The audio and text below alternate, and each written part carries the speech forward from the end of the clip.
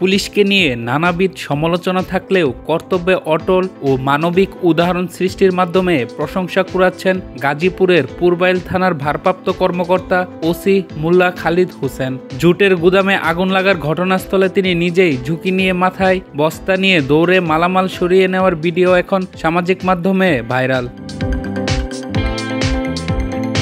সেই ভিডিওতে দেখা যায় আগুনের তীব্রতা যখন বাড়ছে তখন অনেকে শুধু মোবাইলে ভিডিও করছিলেন। ঠিক সেই সময় ওসি নিজেই এগিয়ে গিয়ে মালামাল নিরাপদ স্থানে সরিয়ে নিতে শুরু করেন। তার এই উদ্যোগ দেখে উপস্থিত মানুষও আগুন নিয়ন্ত্রণ এবং সরঞ্জাম সরাতে সাহায্য এগিয়ে আসেন।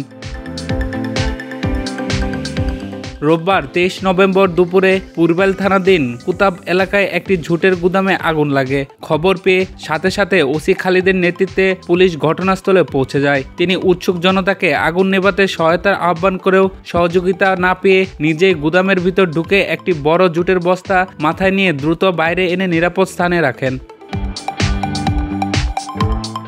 পরে ফায়ার সার্ভিস এসে আগুন নিয়ন্ত্রণে আনে এবং বড় ধরনের ক্ষতি থেকে গুদামটি রক্ষা পায়। কিছু যন্ত্রপাতি ও মালামাল পুড়ে গেলেও বড় বিপর্যয় ঠেকানো সম্ভব হয়। ঘটনা সম্পর্কে ওসি মোল্লা খালিদ হোসেন বলেন, আমি শুধু আইন রক্ষক হিসেবে নয়, একজন মানুষ হিসেবে কর্তব্য পালন করেছি। মানুষ বিপদে পড়লে পুলিশই সবার আগে পাশে থাকবে, এটাই আমাদের শপথ। তার এই সাহসী ও মানবিক ভূমিকা এখন সোশ্যাল মিডিয়াতে ব্যাপক প্রশংসা কুড়াচ্ছে। অনেকেই লিখেছেন, এমন পুলিশই আমাদের প্রয়োজন।